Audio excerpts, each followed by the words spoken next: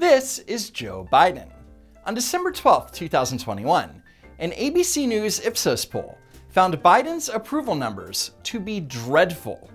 Joe Biden is underwater in nearly every single category. For example, only 41% of voters approve of his handling of the economic recovery, and a whopping 69% of Americans disapprove of how Biden is handling inflation, with only 28% who do approve.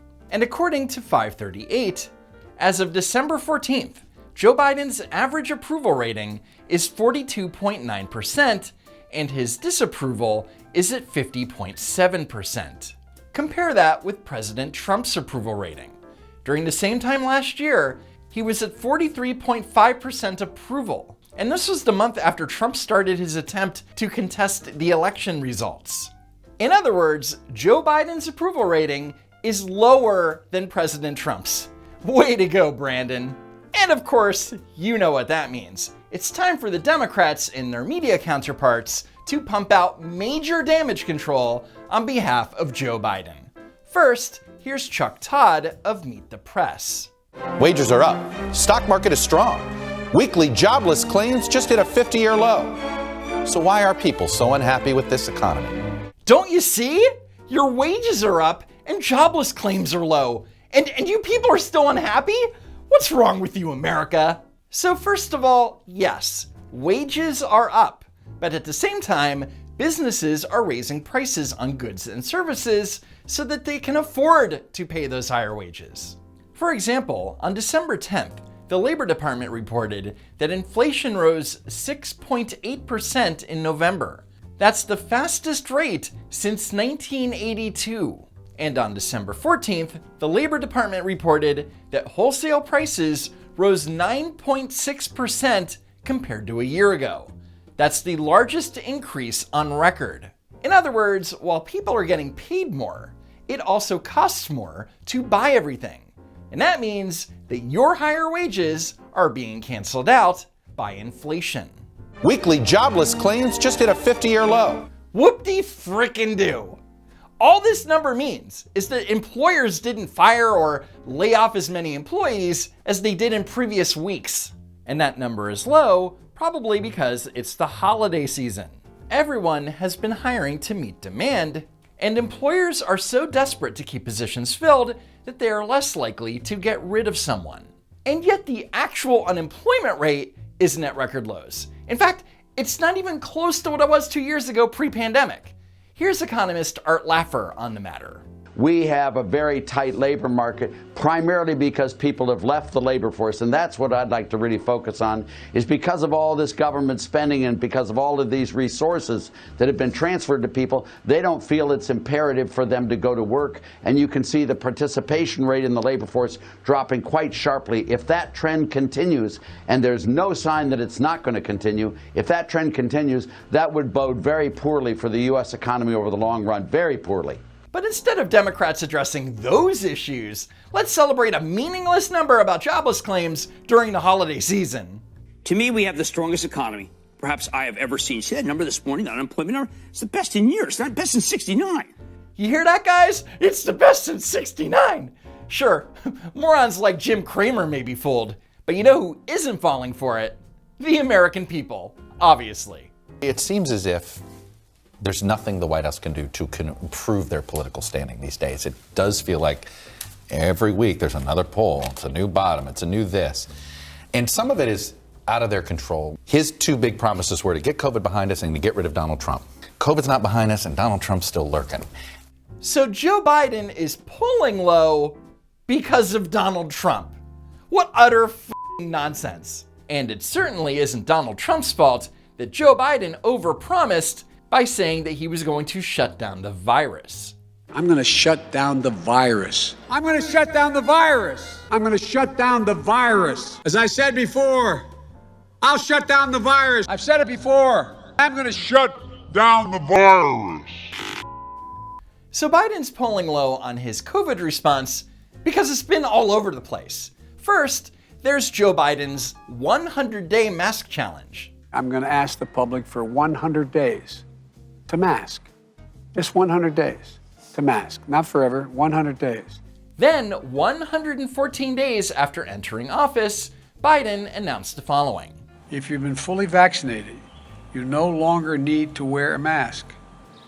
Let me repeat, if you are fully vaccinated, you no longer need to wear a mask.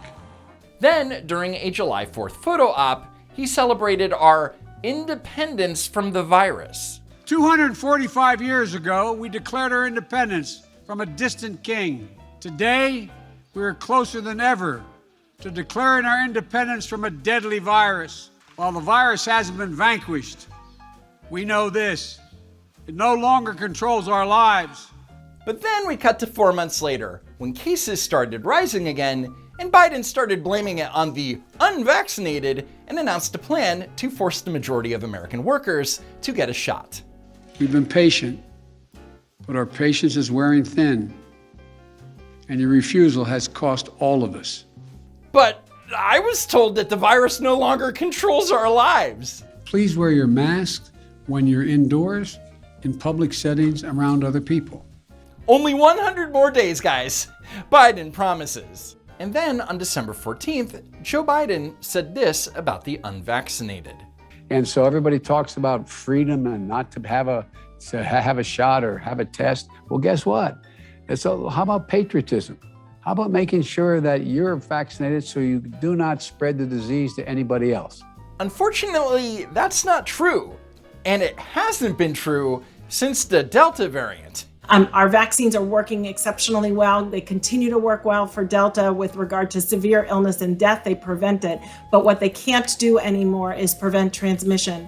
Being vaccinated is not a guarantee that you're not going to contract or spread COVID. The only thing that the vaccines do at this point are protect you from serious illness if you catch it. So much for Joe Biden following the science. With that said, it should be no surprise that Joe Biden's approval rating on his COVID response is now at a record low. But according to partisan hacks like Brian Stelter, those low poll numbers aren't the result of Biden failing to deliver after a year of overpromising. Oh no. It's because of a far more nefarious reason: MAGA media. There's this portrayal of what's happening in America as, a catastrophe. That's why we're playing the Armageddon trailer. And I think that word catastrophe, it's apropos for far too much of the partisan media coverage of what's going on in the US right now. Always jumping to the absolute worst case scenario. This new variant being the latest example. Always assuming the worst. Fox and the anti-Biden media are exaggerating real problems. Without any proof, without any evidence, without even playing a clip, Brian Stelter, media watchdog, claims that Fox News is exaggerating the effect of the Omicron variant. Really? By now you've probably heard of the terrifying new coronavirus variant that has left the continent of Africa a smoldering husk of human misery. Experts are calling it the Omicron variant, Omicron being a Greek term that apparently means history-ending apocalypse. Huh. I guess we need to point out to Brian Stelter that Tucker Carlson was being sarcastic. Okay, next clip. Now, this new Omicron variant, sadly, it is now officially here, confirmed in the U.S. Thankfully, this new strain of COVID, according to early reports, causes mild symptoms, although it may be more contagious.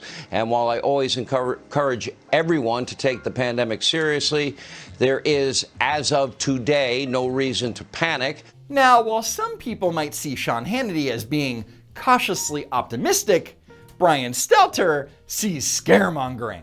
And the doctor who found this in South Africa said, "I am absolutely flabbergasted at the extraordinary reaction of everyone in the world over the hysteria that this is causing in the markets, and now they're blaming it on the supply chain and all of the impact it's having on people." Here's the bottom line. Enough of this. We know how to live with it. I'm not saying it's not dangerous. I'm very careful. I'm older.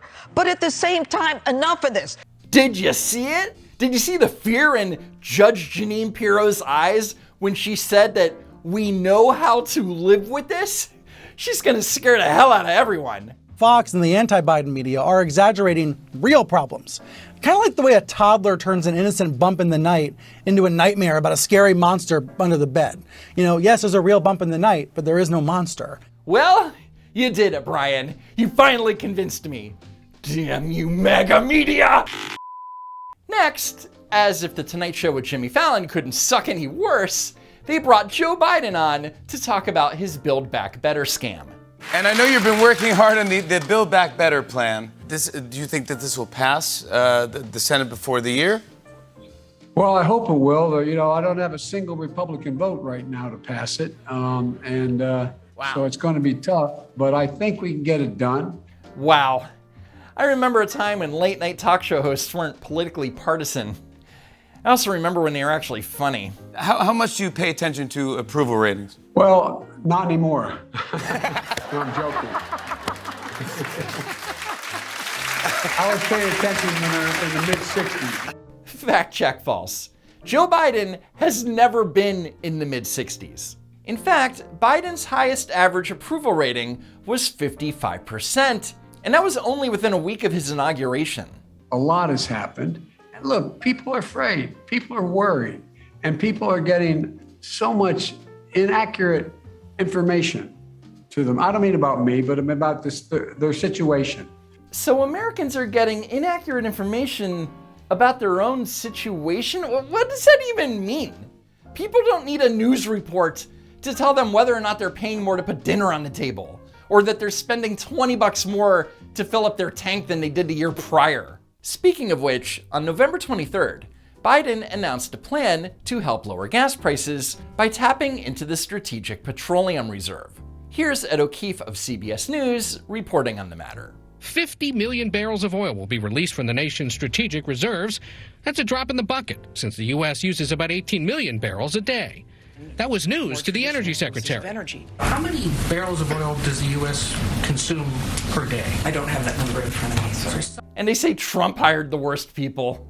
Anyway, it's been debated for years whether or not the strategy of the president using the SPR to lower gas prices would actually work. In the end, experts don't think that it's going to do much, but we'll see in the long term. But the Biden administration is desperate for a win, and Democrats were more than happy to credit even the slightest price shift of national gas prices to Biden. Here's one from the Democratic Congressional Campaign Committee that says, "Thanks, Joe Biden," with a graphic that shows a 1.5-cent dip from November 22nd to November 29th. Quite the accomplishment. And on December 7th, CNN's Don Lemon, who was once named Worst Journalist of the Year by the Columbia Journalism Review, gave the following report. A big economic relief for millions of Americans who have been dealing with soaring energy prices. Cost at the pump finally easing up, with the national average for a gallon of regular falling to $3.35, the lowest since October. Just look at that. The cringe is real, guys. So real that Don Lemon is praising the heavens that the national average cost of gasoline fell 4 cents in a week. Austin, can we just celebrate the good news? Don. Good to see you. Can we just celebrate this some good news just for a minute? I'll take it where I can get it. Yeah, I'm kicking myself because I filled my tank just a few days ago. It was $64 when I filled up my tank, and I should have waited. Yeah. Oh man, if he only filled up his tank a week later, he could have saved as much as 76 cents. Lesson learned, I guess. And finally, 3 weeks after tapping into the SPR, Biden boasted to Jimmy Fallon about how his heroic actions are lowering gas prices. You know, when you show up at a gas station and it's $3.50 at your pump, although now because I took 50 million barrels out of they call the oil petroleum reserve, the gasoline is down below $3 in many places. It's going to come down. It's going to move. So how much has it come down? Well, according to the U.S. Energy Information Administration, 3 weeks after Biden tapped into the oil petroleum reserve, the national average cost for a gallon of gas fell 8 cents. 8 cents, guys! To quote CNN's Don Lemon, And on that high-pitched note, thanks for watching, sharing, and hitting that like button. A special thanks to Poofy for her help with this week's script. Be sure that you're still subscribed to the channel, and as always, I hope to see you next time. If there is a next time.